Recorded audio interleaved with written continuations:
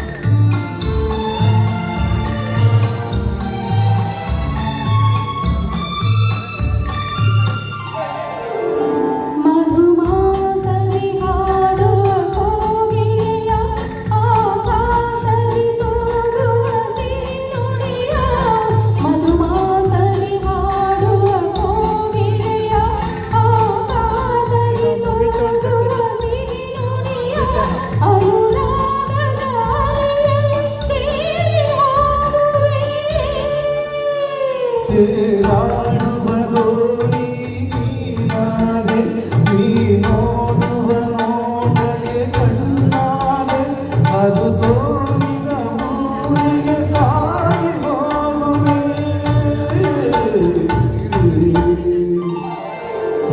ಮುಗಿದ ಮಲ್ಲಿಗೆ ಹೂವಿನ ಮಾಲೆ ನನಗೆಂದೇ ಕರೆದ ಪ್ರೇಮದ